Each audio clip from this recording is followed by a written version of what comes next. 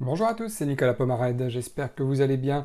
Aujourd'hui, je voulais vous faire une vidéo de la journée pour vous montrer que il ne faut pas baisser les bras en trading, c'est important. Là, je viens d'acheter le titre Mara, 400 titres, et je vais sans doute le vendre pas trop tard parce que c'est un scalp là, de toute façon. On est en début de séance, donc il n'y a que du scalping à faire, on ne peut pas risquer que le marché se retourne et perdre les gains qu'on peut peut-être faire. Là, j'espère prendre une centaine de dollars, j'aimerais bien. Euh, donc on y va.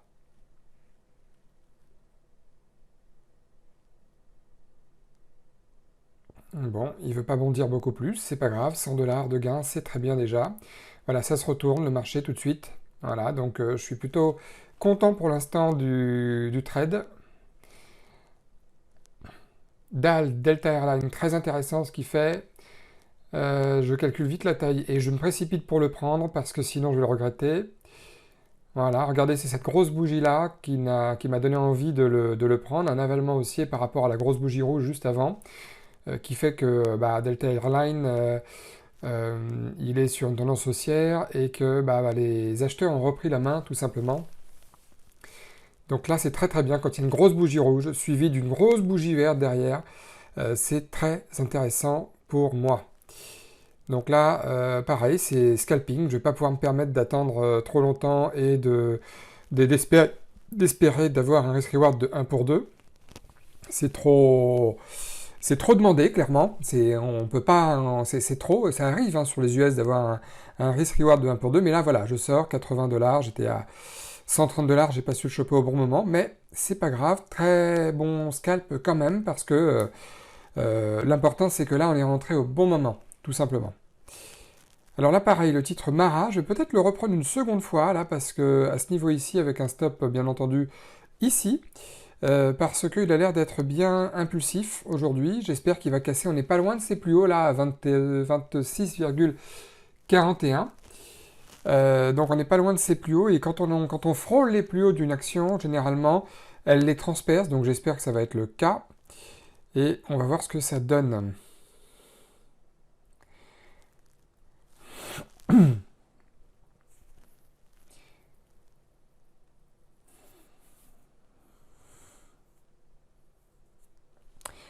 Ça se passe pas très bien.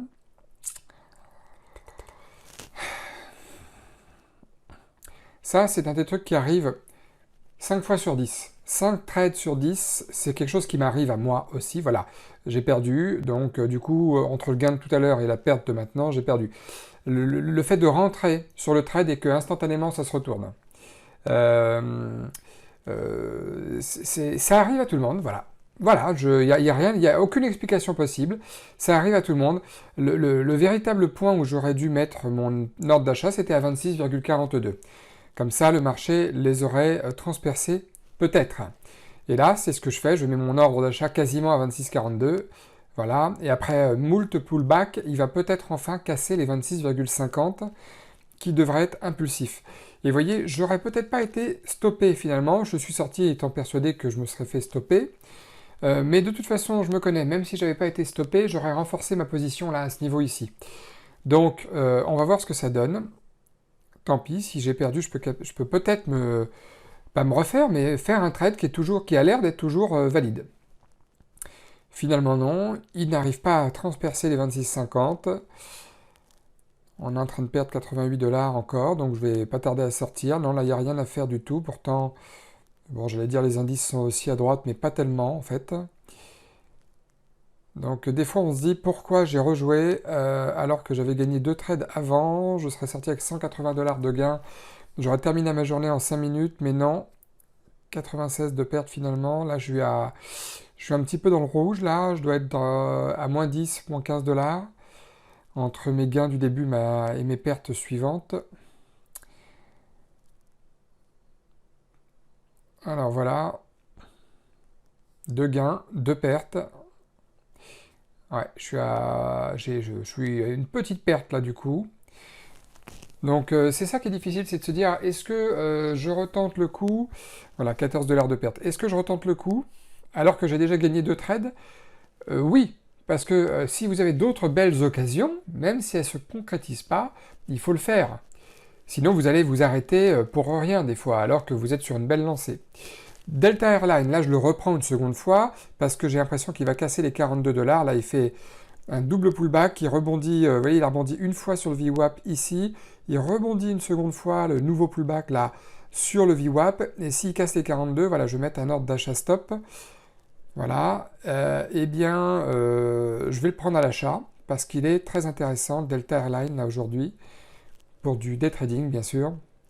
Là, par contre, j'ai pas envie de rater PDD, parce qu'il a cassé le breakout tout à l'heure, à ce niveau-là, et c'est là que j'ai envie de l'acheter. Et là, par contre, j'ai un point de stop qu'il n'y avait pas il y a quelques minutes encore. Là, le marché a dessiné un point de stop, et c'est super intéressant parce que on voit qu'il y a eu une petite correction là juste avant cette remontée.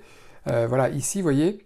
Et là, maintenant, on assiste à la remontée, ce qui veut dire que les acheteurs sont bien, on va dire, les plus forts, ou en tout cas, sont en toute probabilité les plus forts. Donc là, c'est génial parce que non seulement j'ai un point d'entrée là où je voulais rentrer tout à l'heure, mais j'ai aussi maintenant un vrai point de stop qui est dessiné. Donc, je suis rentré sur le marché avec 100 titres. Donc, on va attendre de voir de voir ce qui se passe.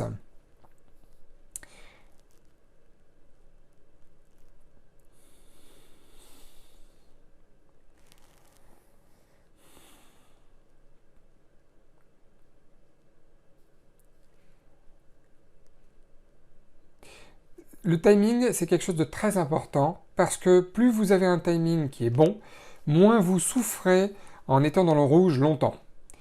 Voilà. Là, j'ai été exécuté quasiment une minute après que j'ai mis mon ordre d'achat sur Delta Airlines.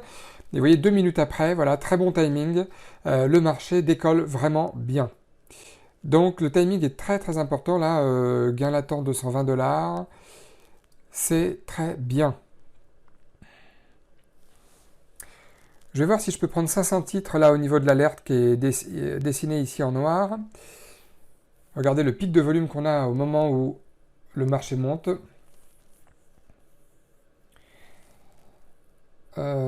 Pourquoi 500 titres? Comme ça, il me restera 100 titres. Si le marché continue de grimper et de grimper, bah, je pourrais peut-être prendre, pourquoi pas, quelques centaines d'euros supplémentaires, sait-on jamais. Là, même si le range moyen de Delta Airlines est quasiment atteint, laisser une petite position courir, pourquoi pas. Des fois, les titres, je vous l'ai dit, des fois, ils peuvent faire 2 fois, 3 fois leur range moyen quand ils sont vraiment impulsifs.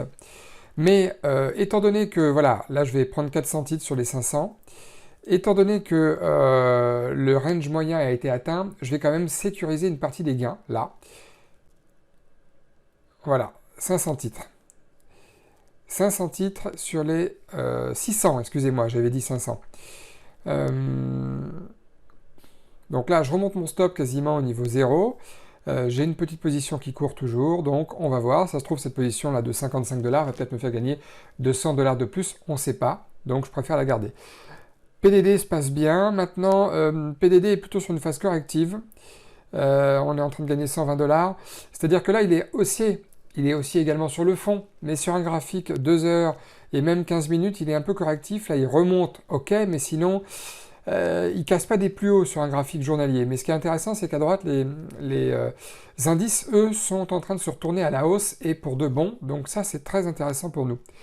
Ceci dit, je vais peut-être prendre quand même des bénéfices parce que le PDD est d'un point de vue graphique très intéressant là, mais d'un point de vue contextuel, c'est-à-dire au niveau des différentes unités de temps, il n'est pas parfait, hein, même si sur le fond il est bel et bien haussier, certes, mais il n'est pas parfait. Donc je vais faire attention et je vais prendre une partie de bénéfices là.